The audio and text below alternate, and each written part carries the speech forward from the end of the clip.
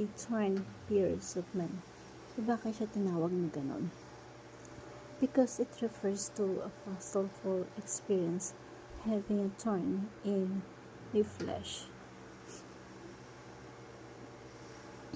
It describes a troublesome afflictions, a messenger, or a Satan intended to prevent him from becoming conceited due to his abundant revelation.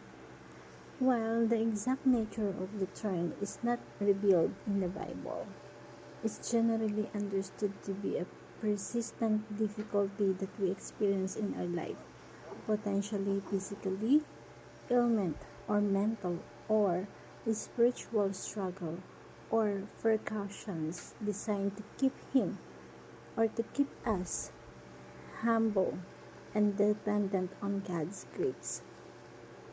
Dito is change the way we think. Every time that we encounter difficulties or we're in a situation that is difficult for us, just like a thorn, parang tinik siya na pinagdadaanan ng mga tao sa buhay. Pero instead of tignan mo siya as difficulty, problem sa buhay, considered is a chance. Considered is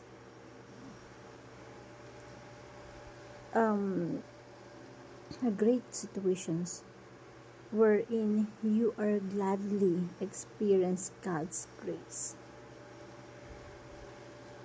Turn in the flesh in the scriptures is given to Paul to keep him from pride. Yung turn na yun yung nagpakumbaba. Yun yung tinuruan talaga si Paul magpakumbaba. As a messenger of Satan, it was indeed a torment him. Then Paul prayed for thorn to be removed 3 times. God's response, God replied, "My grace is sufficient for you, for my power is made perfect in weaknesses." Kapag meron tayong ganong sitwasyon,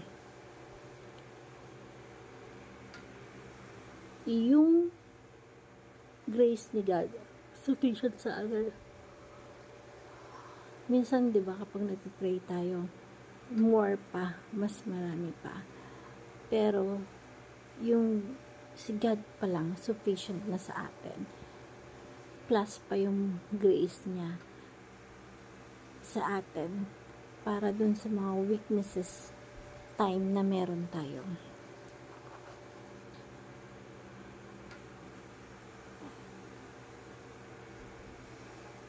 So, whatever your situation, physical illness or financial problem, mental situations, whatever it is, remember God's grace is sufficient. He can provide has the power to endure even when challenges are not removed in our life. It makes us humble. God's power made us perfect in weaknesses. True strength is found in Christ, not in a personal ability or lack of suffering. Humility is crucial. Affliction can serve as means of keeping believing humble, dependent on God's grace, on God's power, dependent on God's ability to make us humble, to remove whatever the thorn that we have in our life. Hope that you learned something. Thank you everyone, and God bless.